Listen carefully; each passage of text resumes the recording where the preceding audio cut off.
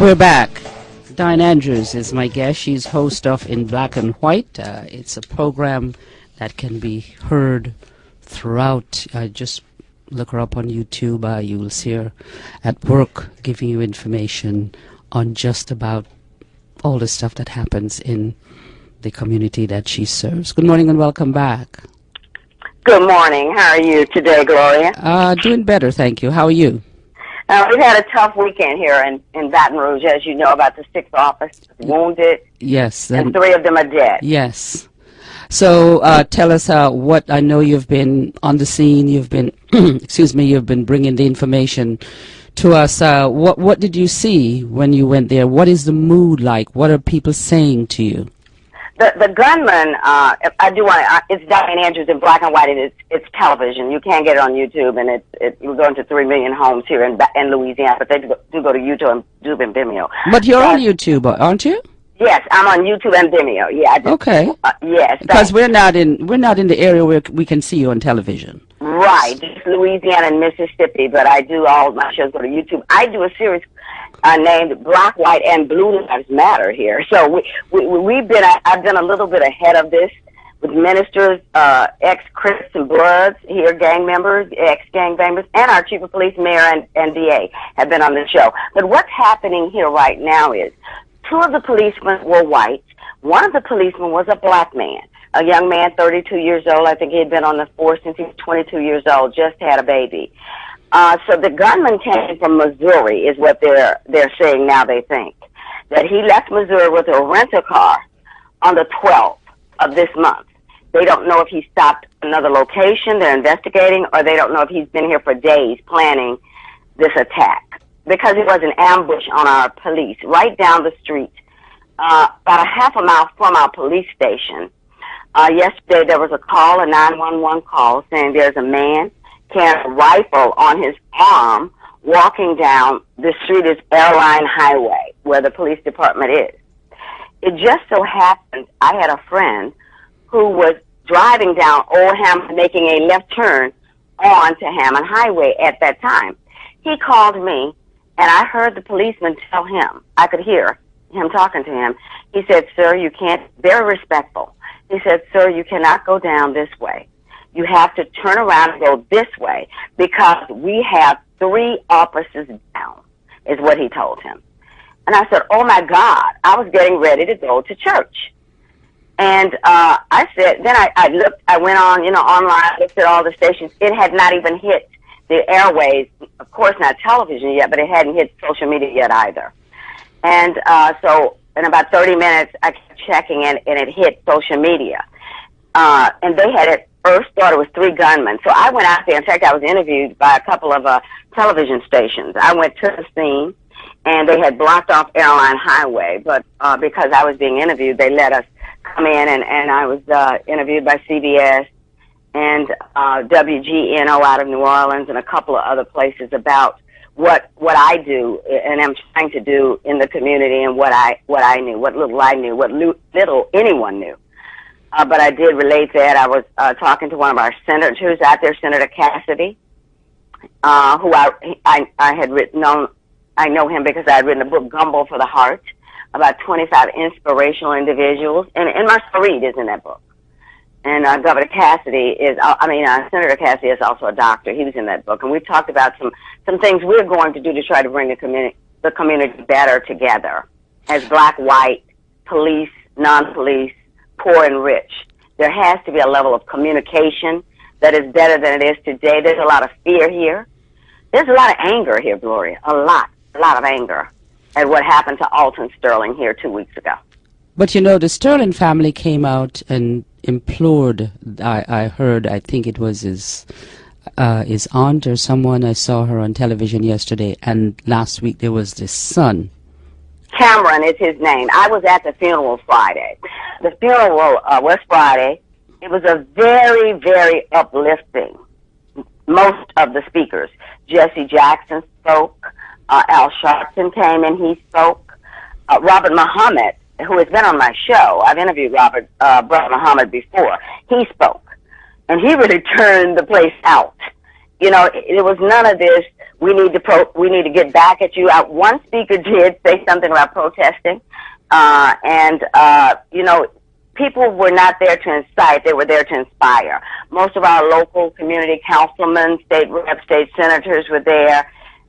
One of a U.S. rep was there out of New Orleans, and it was very inspirational. Except one person did mention we want to boycott, and how blacks are tired of our people getting slaughtered. But as we know, in Dallas, one of the people injured, Shamika Taylor, was a black woman who had to go to the hospital as she was covering her children, and she was so impressed with what the police did for her. They still covered her as they were being shot at. She did mention that. She talked about that, and she was quite sad that they were injured and that police officers were in the line of fire and died, and you know. But the family of the Sterling family did ask the public not to resort to violence. They did. Cameron is the 15-year-old son, one of his sons. He mentioned that again at the funeral. For people not to resort to violence. He was on a panel, or he went to Washington at a gathering that the president had, and he mentioned it there. In fact, I did speak to a cousin. His name is Alton Sterling. He spoke and was very saddened. He's a businessman, a prominent businessman here in Baton Rouge. And people want justice, and they want to know what's going on. That is part of what I am hearing and that most people feel here in Baton Rouge. Alton Sterling was shot down, right or wrong, by police. He was killed. I won't say murdered, he was killed. Right now we don't know if it was murder, if it was justifiable, but from what we all see, on the two videos we've seen, I interviewed the Triple S manager, owner, who's a Sunni Muslim. I mentioned it on your last show. I saw him again at the funeral. He spoke at the funeral. Abdullah Mufli.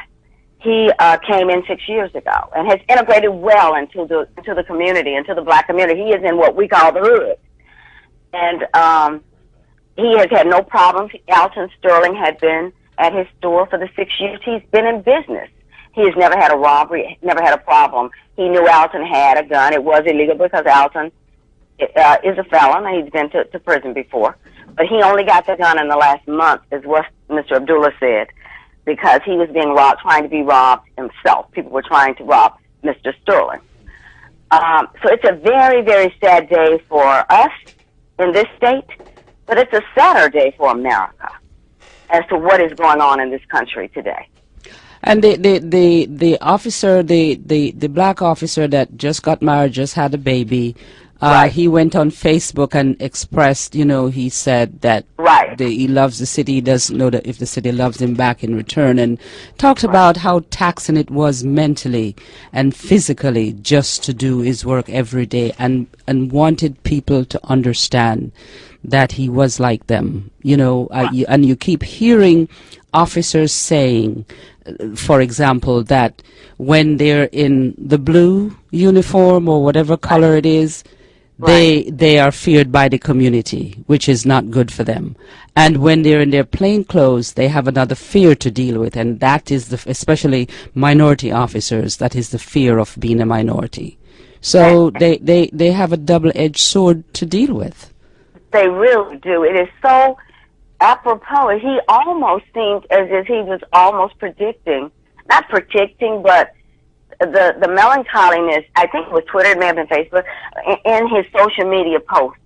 It was very saddening when they read that when we saw it. It's just, when black people, and I will mention the two, that the one here, and Mr. Johnson, did the shootings, and they are hitting and killing black people also. So what is the point to kill anyone?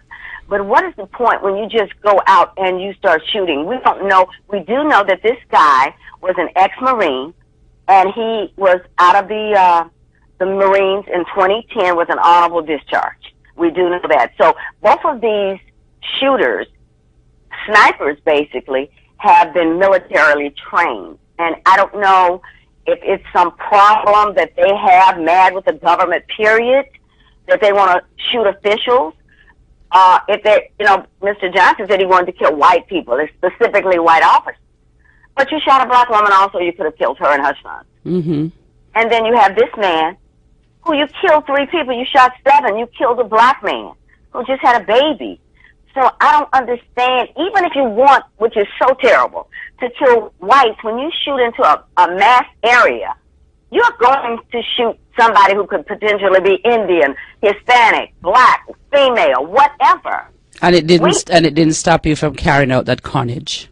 That's right. It didn't do anything. Finally, just briefly, can you tell me what are some of the remedies that you have discussed with other officials and other people in Baton Rouge about dealing with this problem?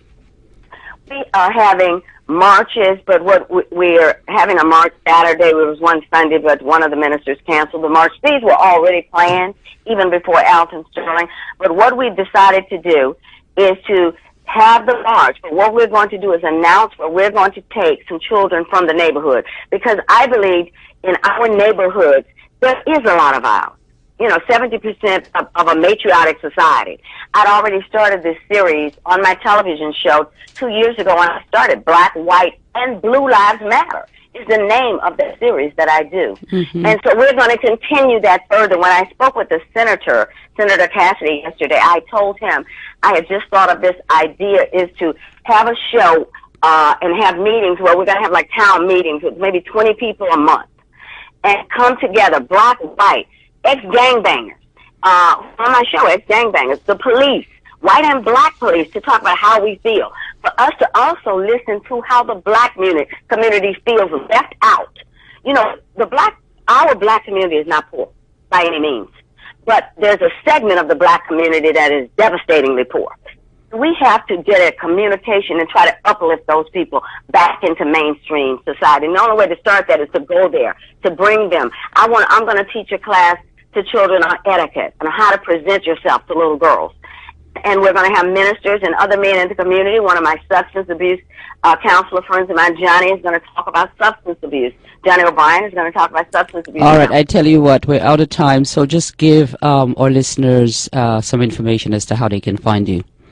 Okay, it's Dianne Andrews in black and white on YouTube. If you just go to Google and Google Dianne Andrews Talk Show, and it's spelled DIANNE ANDREWS,